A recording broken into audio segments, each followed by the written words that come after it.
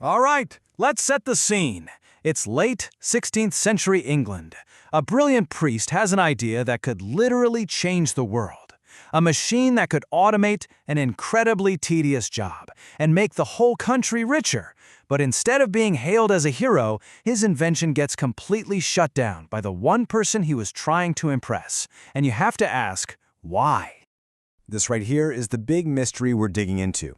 It's a question that really gets to the core of why some countries thrive and others just don't. And the answer, which comes from the Queen herself, is pretty mind-blowing. And there you have it. That's the Queen's devastating response to the inventor William Lee.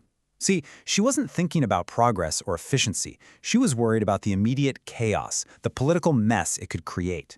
For her, unemployed subjects meant riots, instability, and a direct threat to her own power. So let's talk about this incredible story, because it all revolves around one man, William Lee, and his amazing creation, the stocking frame knitting machine.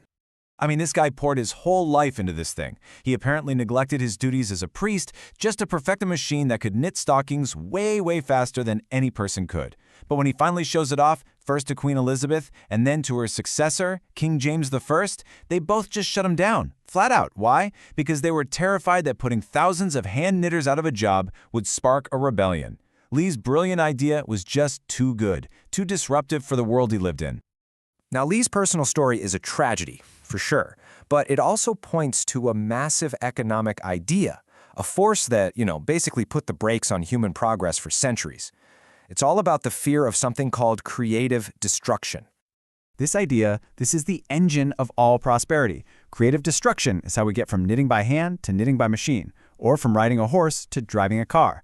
The thing is, it always creates losers, people whose jobs, businesses, and political influence are all tied up in the old way of doing things.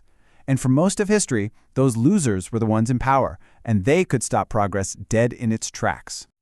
So here's the conflict, right? On one side, you have the establishment. You've got the hand knitters worried about their jobs, but more importantly, you've got the elites who are terrified of any kind of instability. And on the other side, you have the innovators, the entrepreneurs, and eventually, well, all of us, the society that benefits from new, better, and cheaper stuff. For centuries, that first group held all the power. So what needed to happen for things to change? Well, before the Industrial Revolution could kick off, a totally different kind of revolution had to happen first, a political one. This wasn't about one specific invention, it was about rewriting the entire rulebook for how the country was run. See, for most of history, governments were what economists call extractive. Their main job wasn't to grow the pie for everyone. It was to slice off the biggest possible piece for a tiny group at the top. The Stuart kings in England, James I and Charles I, were absolute masters of this. They used their total power to line their own pockets and those of their buddies. Get a load of this number, 700. By 1621, that's how many monopolies the Stuarts had handed out. A monopoly meant only one person or company was legally allowed to sell something. We're talking everything from soap to bricks to lobsters. This completely crushed competition and stopped new entrepreneurs from even getting started. But hey, it was a great way for the king to make a quick buck and reward his friends. It was basically the ultimate roadblock to innovation. But people didn't just take this lying down. There was this long, often bloody, tug-of-war for power in England. You could say it starts way back in 1215 with the Magna Carta, which was like the first baby step towards saying a king can't do whatever he wants. Then it explodes into the English Civil War, and it all comes to a head in 1688 with the Glorious Revolution. That was the moment the power decisively shifted away from a single ruler and into the hands of a much broader group, Parliament. And the Glorious Revolution wasn't just about moving political chess pieces around. It completely changed the economic game in England. It basically set the stage for a tidal wave of innovation that the world had never, ever seen before. Okay, so this is where it all happens. The new Bill of Rights meant the monarch couldn't just dream up new laws or taxes anymore. Parliament was now in charge, and that made property rights way more secure. Think about it. For the first time, you could invest your money in a business or an invention without worrying that the king was just going to come along and take it. And crucially, people could now petition Parliament. That meant a much wider group of people, not just the king's favorites, actually had a voice in how things were run.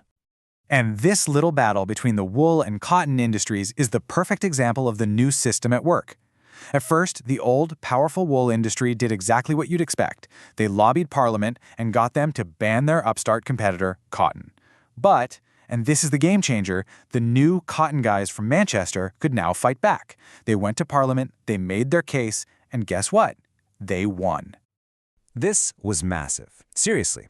The Manchester Act of 1736 was a huge signal to everyone that the rules had changed. No single group, not even the super powerful wool lobby, could just kill a new technology anymore. The political system was now open enough to allow for that creative destruction we talked about. The innovators finally had a fighting chance. So this all brings us back to the big question. Why did the Industrial Revolution, probably the single most important event in all of economic history, start in England, of all places? It wasn't an accident. It wasn't just a couple of clever inventors. The real answer was politics. The secret sauce wasn't the steam engine. It was the political system that created a world where a guy like James Watt could invent, patent, and profit from the steam engine. 150 years earlier, William Lee had an idea that was just as game-changing, but he was stuck in a system that was terrified of his invention. Watt, on the other hand, lived in a new system that actually rewarded it. So let's just walk through that chain of events one more time. You had a broad group of people, merchants, landowners, manufacturers, who came together to challenge the king's total power. Their victory created a more pluralistic political system, run through Parliament.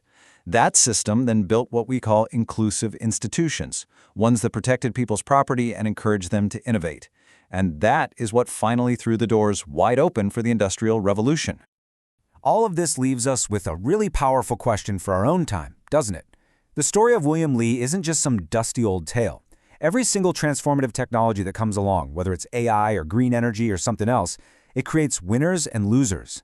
And that fear of disruption, that fear of being on the losing end, is still an incredibly powerful force. It really makes you wonder, what world-changing machines are we holding back right now just because we're afraid of what happens next?